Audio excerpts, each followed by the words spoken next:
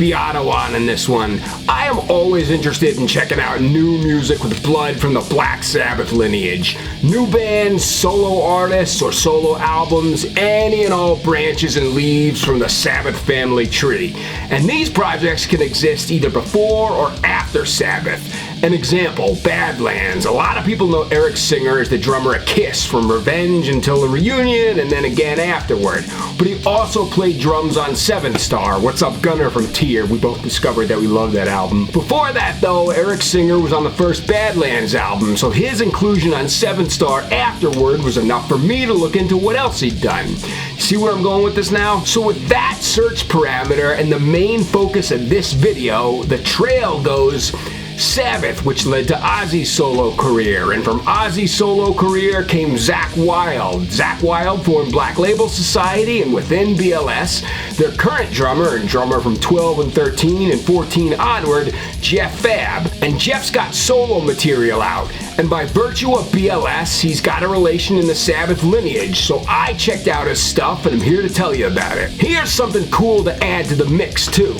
What if some of these current day Sabbath relatives like Jeff have influences from decades ago, who those influences were influenced by Sabbath? Because such is the case for Fabb's solo work. I'm focusing mainly on his latest single, See No Evil, but you could argue that that song's a pretty decent representation for what a good amount of his other stuff sounds like. By his other stuff, I mean Hell in the Hallway. That was another standalone track that came out last month, but his full-length, Stealing Souls, was out in November. So keep See No Evil in mind, but this is also a summation of all of his songs as a whole. Since I said I was getting my Beato on, I'll describe some of the guts underneath it all, like the kind of real intricate stuff that music-obsessed scientist types love getting into. See No Evil is a song in which, like, hey, you know what? Fuck it, man. We're a low attention span society today, so yeah, here's the surface level stuff first. Imagine Led Zeppelin in the 90s. Take a non-angry Alice in Chains, courtesy of a cool buzz from some kind of Vicodin or something. Same scenario with Soundgarden, Slow Dive even, and genuinely mix it together to where there's not many recognizable chunks of any of those things sticking out because they're now all part of the same pudding. Like, you know when you hear reviewers say stuff like incorporates elements of, and then you go check it out and it's just a giant ripoff of the bands they love? Which, look, I'm not complaining about. Tons of stuff I listen to is openly like, yes, we are Black Sabbath worship.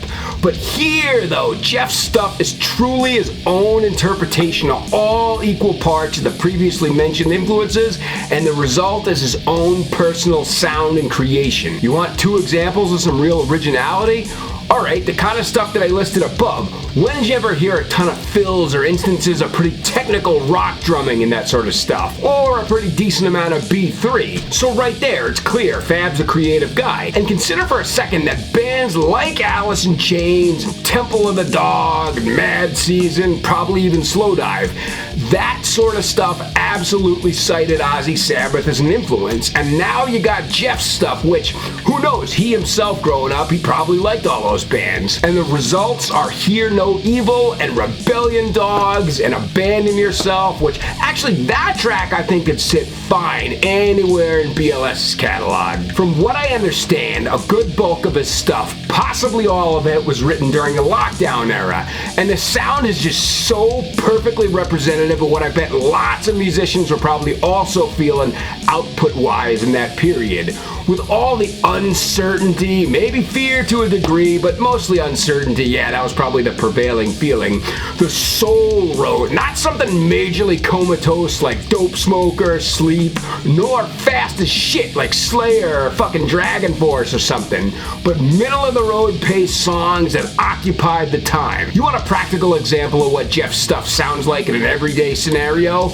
Imagine you're in some kind of like baseball bat up the butt level traffic. I was in some terrible DC traffic recently. I could have put on Back from the Dead, my favorite Obituary album, or Fabulous Disaster, Exodus, or Mafia, BLS. Instead, I put on the song Park Life by Blur. Thanks Beavis and Butthead for showing me that one. And it worked. If I put on any of those other albums, I might have been liable to rear-end somebody, but instead I was cool. And that's what See No Evil is, and Hell in the Hallway, and the Stealing Souls album. It's a cool, chilled out 90s sort of vibe that's relatively light compared to the rest of the stuff that goes on here. So God bless Jeff for bringing it to us. And the videos that go with the singles, he did the AI thing instead of the like in my home in sweatpants during lockdown, messy hair on an iPhone sort of thing. And I gotta be honest, very few AI videos do I think are cool. I liked Halloween in Heaven, Typo, and the new Guns N' Roses one for the General is pretty cool, but I'm not a huge fan of many others. These, however, I will say are cool. They're very colorful and varied and not just like low effort, let's save some money sort of thing. These are creative. So alright my friends, there you go. If you did like this video, cool man, I'm glad. Maybe you can give it a thumbs up. Or if you just like hearing somebody bullshit about heavy metal, you are cordially invited to hit that subscribe button. I'll see you next time on Concrete Spew, but until then, have a good time all the time, dudes. Stay crazy.